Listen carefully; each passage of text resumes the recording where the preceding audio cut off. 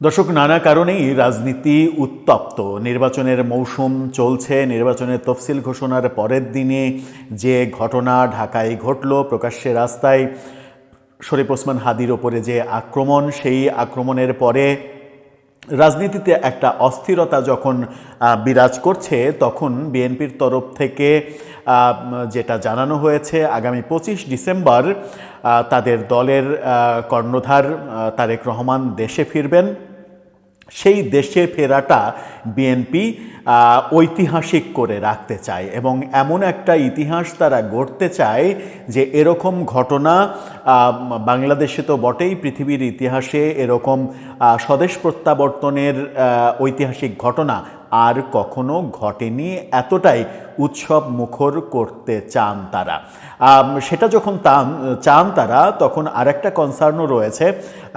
তাদের মূল নেত্রী বেগম খালেদা জিয়া, তিনি হাসপাতালে অসুস্থ, মৃত্যুর সঙ্গে পাঞ্জা লড়ছেন। সেই ব্যাপারটাও আবার কোন দিকে যায়, সেই অবস্থা বিবেচনা করে বিএনপি কতটা উৎসব মুখর করবে সেটা নিয়েও বিএনপির একটা পক্ষের কনসার্ন রয়েছে।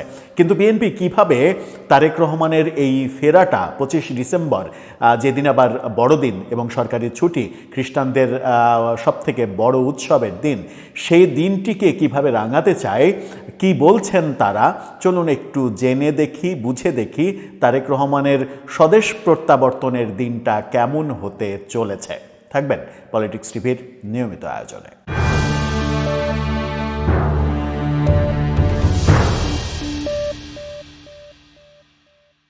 দর্শক, বলছিলাম তারেক রহমানের ফেরার দিন 25 ডিসেম্বর ঐতিহাসিক একটা দিন এবং ঐতিহাসিক দিন হিসেবে ধরে রাখতে চায় বিএনপি এবং ইতিহাস গড়তে চায়।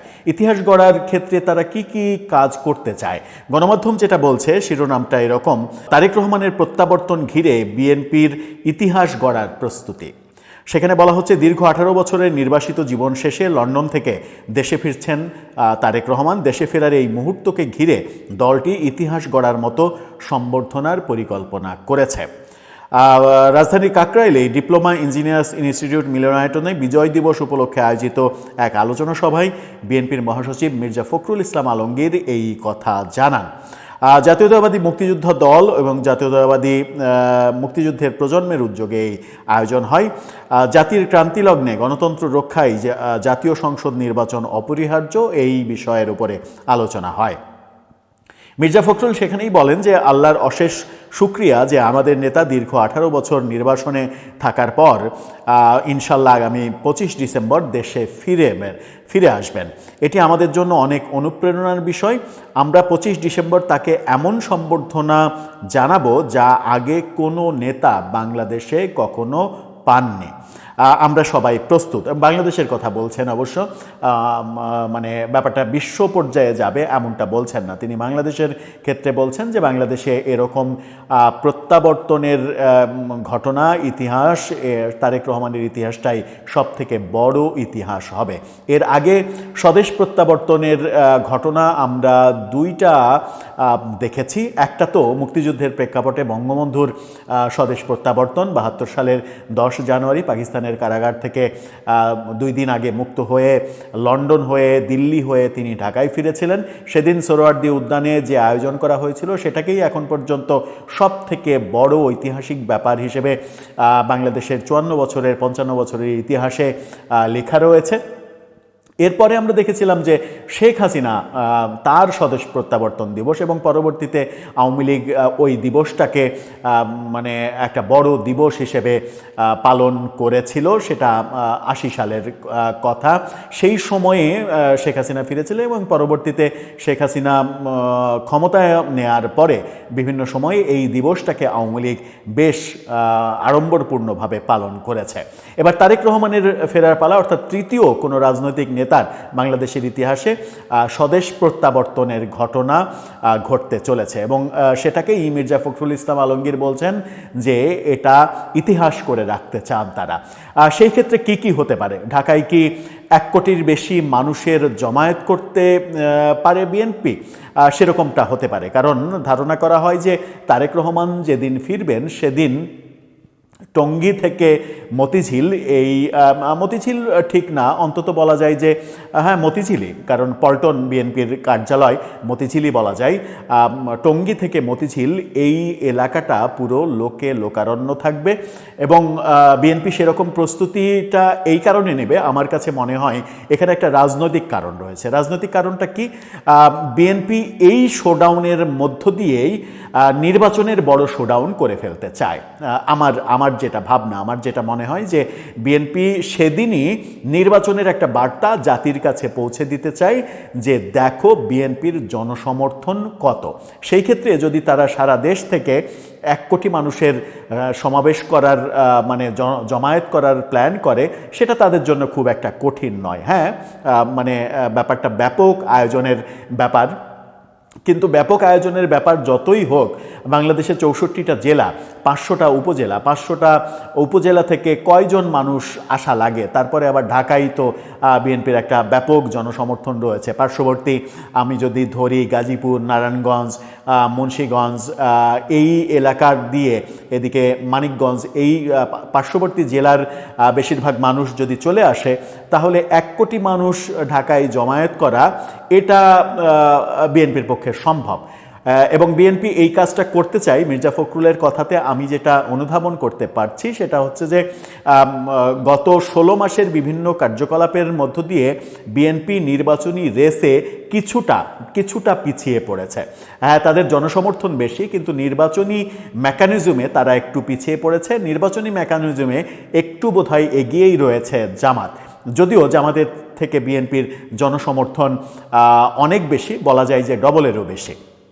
সেই ক্ষেত্রে বিএনপির যে শূন্যতাটা রয়েছে, যে গ্যাপটা রয়েছে, সেই গ্যাপটা বিএনপি পূরণ করতে চায়।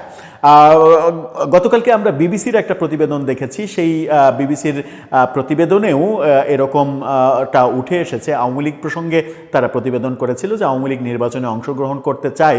এর মাঝে তারা আরেকটা ব্যাপার উল্লেখ করেছিল যে এই মুহূর্তে আওয়ামী লীগের ভোট ব্যাংক কাজে লাগানোর ক্ষেত্রে, আওয়ামী লীগের ভোট ব্যাংক কারে কাজে লাগাবে সেই ক্ষেত্রে জামাত এবং বিএনপি দুই দলই সচেতন হয়েছে। যদিও গত 15-16 মাসে বিএনপির ওই ব্যাপারটাতে কনসার্ন ছিল না, কিন্তু ডে 1 থেকে জামাতের ওই ব্যাপারটা কনসার্ন ছিল। জামাত কিন্তু ডে 1 থেকে আওয়ামী লীগের ভোট ব্যাংকে হানা দেওয়ার প্ল্যানটা নিয়েই এগিয়েছে, যেটা থেকে বিএনপি অনেকখানি পিছিয়ে ছিল।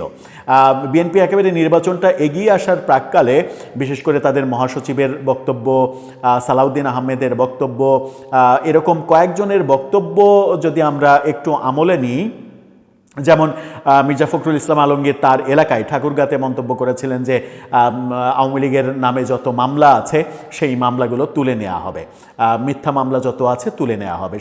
পরবর্তীতে তিনি অবশ্য বলেছিলেন যে তার এলাকায়, তার যে নির্বাচনী এলাকা, সেখানে যদি মিথ্যা মামলা থেকে থাকে সেটা তুলে নেওয়ার কথা তিনি বলেছিলেন। সালাউদ্দিন আহমেদ তার এলাকায় কক্সবাজারে নির্বাচনী প্রচারে তিনি বলেছিলেন যে আওয়ামী লীগের আওয়ামী লীগের যারা ভোটার রয়েছেন তারা এবার অবশ্যই বিএনপিকে ভোট দেবেন, কারণ তারা জামাতকে ভোট দেবেন না। এরকম এক্স্যাক্টলি আমার মনে নেই তিনি মন্তব্যটা, মানে তার বাক্যটা কেমন ছিল, কিন্তু তিনি আওয়ামী লীগের ভোটারদের ভোট চেয়েছিলেন। তার মানে হচ্ছে যে বিএনপিও এখন ওই ব্যাপারে কনসার্ন হচ্ছে।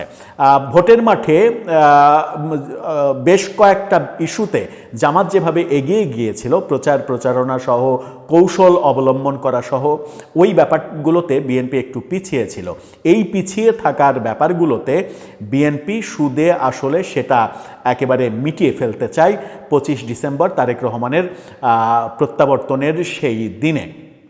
যদি সেটা তারা করতে পারে, তারা যদি জাতির কাছে একটা মেসেজ দিতে পারে যে তাদের বিশাল জনসমর্থন আছে, এবং সেদিন নিশ্চিত করে সরকারি ছুটির দিন, এবং সেদিন ঢাকা শহরে মানুষ মানে কাজ ছাড়া, মানে একমাত্র বিএনপি করার লোক ছাড়া ঘর থেকে বেরোবে না, কারণ তারা বুঝেই যাবে যে সেদিন রাস্তায় চলা যাবে না, কোনো মানে হাঁটার অবস্থাও থাকবে না, এরকম অবস্থা হবে।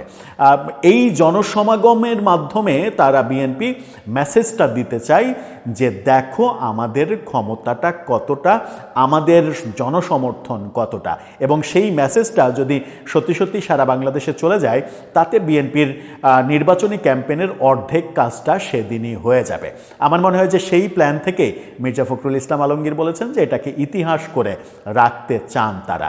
এখন দেখার বিষয় যে সেই ইতিহাস করার ব্যাপারে কি কর্মসূচি তারা পালন করেন। শুধু কি ব্যাপারটা এরকম যে বিমানে এসে বিমানবন্দরে নামবেন, তারপরে তাকে নিয়ে গাড়ি বহন নিয়ে বিএনপির কার্যালয়ে আসা হবে এবং উত্তরা থেকে শুরু করে, এয়ারপোর্ট থেকে শুরু করে কার্যালয় পর্যন্ত এত দীর্ঘ রাস্তায় প্রতিটা জায়গায় এবং এই পুরো রাস্তা জুড়ে মানুষ রাস্তার দুই পাশে দাঁড়িয়ে ফুল ছেটাবে, অভিনন্দন জানাবে ব্যাপারগুলো, এবং বিমানবন্দর থেকে পল্টনে তাদের অফিসে পৌঁছাতেই অন্তত 5-6 ঘন্টা সময় লাগবে। ব্যাপারগুলো কি সেই দিকে যাবে, নাকি ভিন্ন ধরনের কোনো কার্যক্রম তারা হাতে নেবে, সেটা সময় এগিয়ে আসলে হয়তো বোঝা যাবে। তবে বিএনপির বিভিন্ন নেতার কথা শুনে মনে হচ্ছে যে এই দিনটাকে তারা খুবই গুরুত্ব দিচ্ছে এবং নির্বাচনী ক্যাম্পেইনের মানে শুরুটা, মানে একটা ম্যাসিভ মেসেজ তারা ওই দিন দিতে চায়। এখন দেখার বিষয় যে তারা কতটা সফল হয়, কতটা ব্যর্থ হয়, কতটা কৌশলে জামাতের থেকে তারা এগিয়ে যায় কিংবা পিছিয়ে পড়ে। দর্শক, আপনার কি মনে হয়? আপনার মতামত এ ব্যাপারে জানিয়ে লিখতে পারেন আমাদের কমেন্ট বক্সে।